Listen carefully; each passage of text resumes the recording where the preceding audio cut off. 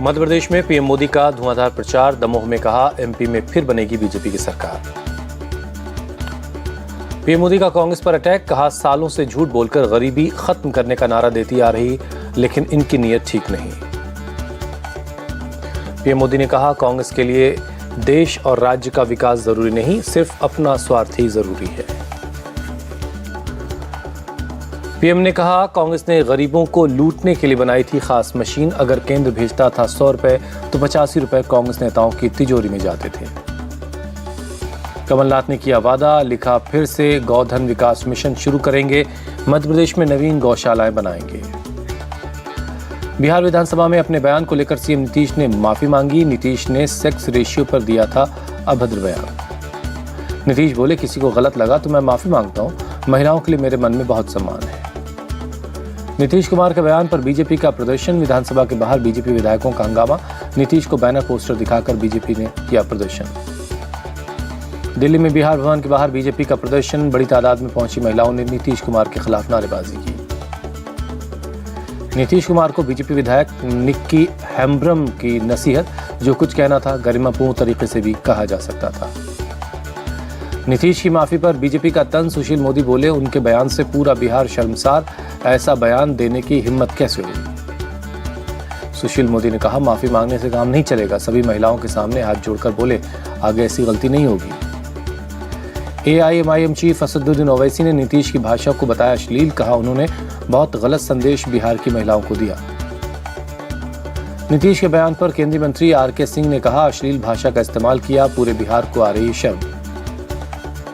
केंद्रीय मंत्री नित्यानंद राय का नीतीश पर तंज। कहा वो अब सीएम पद के लायक नहीं, खुद को राजनीति से अलग कर लेना चाहिए।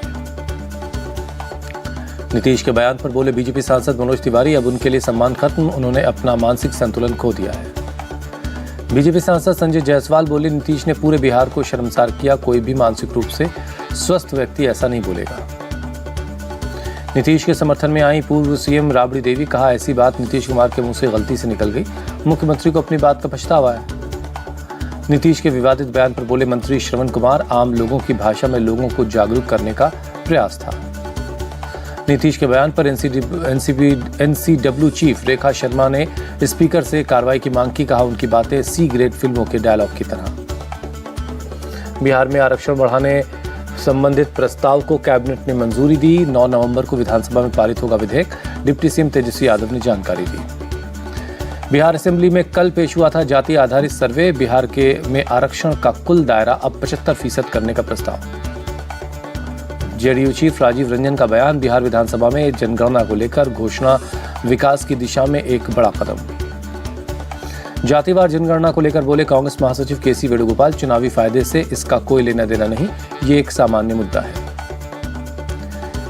विधानसभा चुनाव को लेकर केसी वेणुगोपाल का दावा। 5 राज्यों में बनने जा रही कांग्रेस की सरकार। 2024 के लोकसभा चुनाव का ये सेमीफाइनल है। राजस्थान के नागौर में अशोक गहलोत सरकार पर बरसे गृहमंत्री अमित शाह। कहा वोट मांगने से पहले अशोक गहलोत बताएं लाल डायरी में क्या है।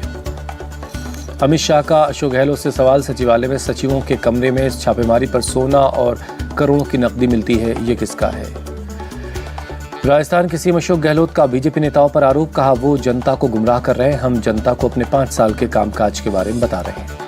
अखिलेश यादव का एक्सपोस्ट। लिखा बुलडोजर का अन्याय का प्रतीक बनना बीजेपी सरकार की सबसे बड़ी नैतिक हार है, परिवार वाले ही जानते हैं घर का महत्व। 96 साल के हुए पूर्व उप प्रधानमंत्री लाल कृष्ण आडवाणी। पीएम मोदी ने एक्सपोस्ट कर दी बधाई। लिखा ईमानदारी और समर्पण के प्रतीक। जेपी नड्डा ने पूर्व डिप्टी पीएम लालकृष्ण आडवाणी को दी जन्मदिन की बधाई। लिखा राष्ट्र और संगठन को समर्पित उनके काम हमेशा प्रेरणा देते रहेंगे। बिहार के सीएम नीतीश कुमार ने लालकृष्ण आडवाणी को जन्मदिन की बधाई दी। लिखा उनके स्वस्थ और दीर्घायु जीवन की कामना करते हैं। हरियाणा के पिंजौर में हॉट एयर बैलून सफारी का उद्घाटन मुख्यमंत्री मनोहर लाल खट्टर ने शुरुआत की। हॉट एयर बैलून में 13,000 प्रति व्यक्ति टिकट। सीएम खट्टर बोले परियोजना से बहुत से लोगों को रोजगार मिलेगा। दिल्ली में घनी धुंध बनी लोगों के लिए मुसीबत। लोगों को सांस लेने में हो रही दिक्कत। ज्यादातर इलाकों में AQI 400 के पार है।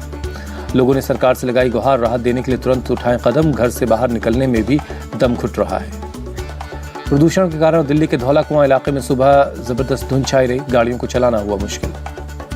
दिल्ली के ओखला इलाके में ड्रोन की तस्वीरों में कैद हुआ प्रदूषण, सुबह इलाके में धुंध ही धुंध नजर आई। दिल्ली के बारापुला फ्लाईओवर पर भी प्रदूषण की मार, सुबह सुबह छाई रही धुंध।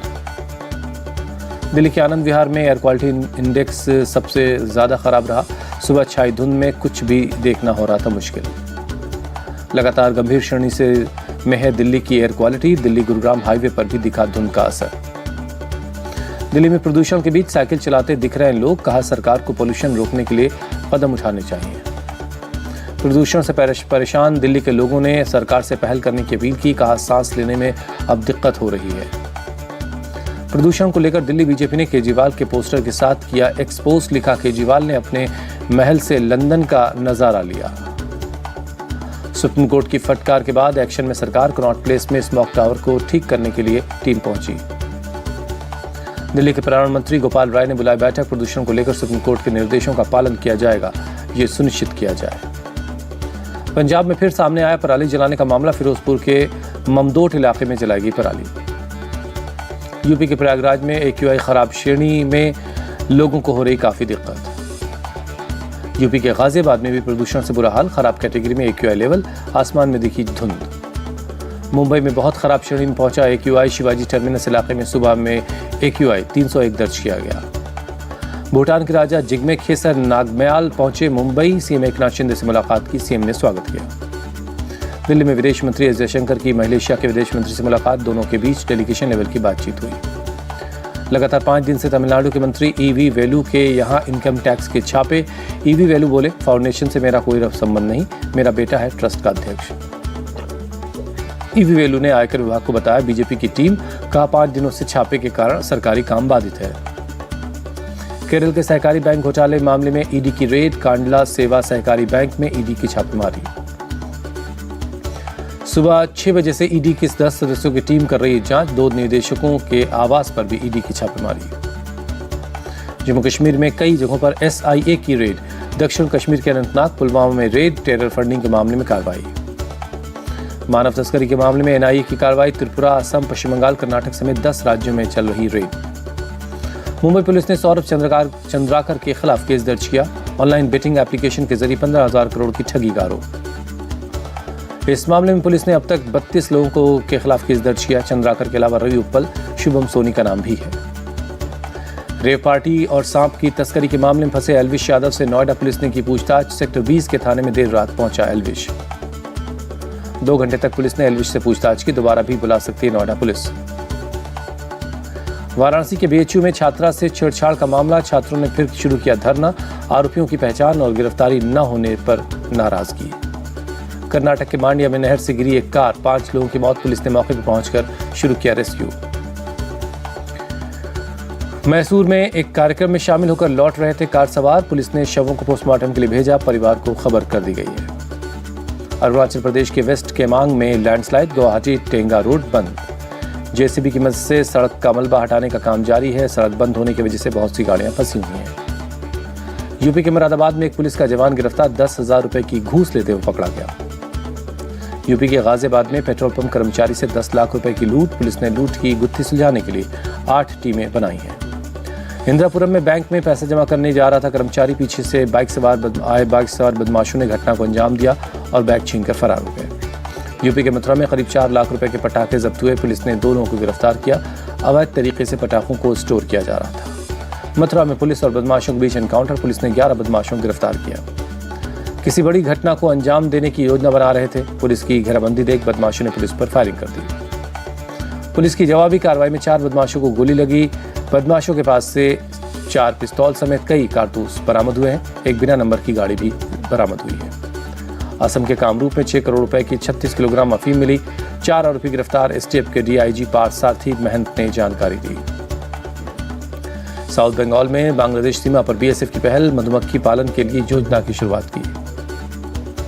मिशन शहद को बढ़ावा देगी योजना, सीमा से सटे गांव में विकास बढ़ाने के लिए पायलट प्रोजेक्ट के तौर पर इसकी शुरुआत हुई। राम मंदिर के लिए 1 जनवरी से 15 जनवरी तक देश भर में जनसंपर्क अभियान, अक्षत और श्री रामलला का चित्र लेकर घर घर जाएंगे RSS के स्वयंसेवक। फलस्तीन के राष्ट्रपति महमूद अब्बास पर जानलेवा हमला, आतंकियों ने राष्ट्रपति अब्बास की हत्या की कोशिश की। महमूद अब्बास के काफिले पर ताबड़तोड़ फायरिंग हुई। इजराइल पर हमले के लिए दिया गया था 24 घंटे का वक्त। अल्टीमेटम पूरा होते ही अब्बास पर आतंकियों ने हमला बोल दिया। सन्स ऑफ अबू जंदाल नाम के संगठन ने जिम्मेदारी ली। इजराइल हमास जंग का आज 33वां दिन है। गाजा पट्टी पर इजरायली हमला लगातार जारी है। इजरायली सेना का दावा, IDF ने हमास के कमांडर आसिफा को मारा। गाजा में हमास का हेडक्वार्टर भी घेर लिया गया है। हमास के खिलाफ इजराइल का मिसाइल और रॉकेट हमला जारी। रात भर गाजा के आसमान में दिखती रही आग की लपटें। इजराइल हमास जंग में अब तक इजरायली सेना ने के 349 अधिकारी और सैनिकों की जान गई। 7 अक्टूबर को शुरू हुई थी जंग। इजराइल के पीएम नेतन्याहू ने IDF के तेजेलिम बेस का दौरा किया। अधिकारियों, कमांडर्स और एगोज यूनिट के सैनिकों से बात की। सैनिकों से बोले पीएम नेतन्याहू, हमारा रुकने का कोई इरादा नहीं, हमें अपना काम करने का पूरा भरोसा है और आखिरी तक लड़ाई जारी रखेंगे। इजरायली पीएम ने अशदोद कंट्रोल सेंटर का दौरा किया। शहर के अलग अलग सुरक्षा प्रमुखों से बात की। कहा, हमें धैर्य की जरूरत है। अमेरिका के उपराष्ट्रपति कमला हैरिस ने इजराइल के राष्ट्रपति इसहाक हर्जोग से बात की। इजराइल, गाजा और वेस्ट बैंक के ताज़ा हालात की जानकारी ली। गाजा को लेकर UN महासचिव एंटोनियो गुटेरेस का बयान। कहा, बच्चों के लिए कब्रिस्तान बनता जा रहा है गाजा, ये मानवता का संकट है। अंतर्राष्ट्रीय दबाव आया काम। IDF का एक्सपोस्ट, हम हमास के साथ युद्ध में हैं, गाजा के नागरिकों के साथ नहीं। एक्सपोस्ट में IDF ने गाजा में राहत सामग्री भेजने की जानकारी दी। गाजा में राहत सामग्री लेकर अब तक 665 ट्रक गए हैं। इजराइल में 7 अक्टूबर के नरसंहार के बाद IDF को मिले हथियार। एक्सपोस्ट कर IDF ने हथियारों की जानकारी दी। इजराइल हमास जंग पर बोले, भारत में जॉर्डन के राजदूत युद्ध को तुरंत रोकने का आह्वान करते हैं। सभी बंधकों को रिहा किया जाए। स्पेन में सरकार विरोधी प्रदर्शन लगातार दूसरे दिन जारी रहे। मैड्रिड में पुलिस और प्रदर्शनकारियों के बीच हुई झड़प। सरकार और कैटलन अलगाववादियों के बीच समझौते के खिलाफ प्रदर्शन। लोगों ने जमकर आगजनी भी की। दक्षिणी मैक्सिको में भारी बारिश और बाढ़ का कहर। नदियों का पानी तटबंध को तोड़कर रिहायशी इलाकों में घुस गया है। सड़कों पर पानी भरने से आवाजाही में हो रही दिक्कत। कई जगहों पर लैंडस्लाइड हुआ। किसी के हताहत होने की खबर नहीं। फील्ड मार्शल मानेकशॉ की बायोपिक सैम बहादुर का ट्रेलर रिलीज हुआ। मानेकशॉ के किरदार में जच रहे हैं विक्की कौशल। सैम बहादुर 1 दिसंबर को बड़े पर्दे पर रिलीज होगी। फातिमा सना शेख, सानिया मल्होत्रा अहम किरदार में।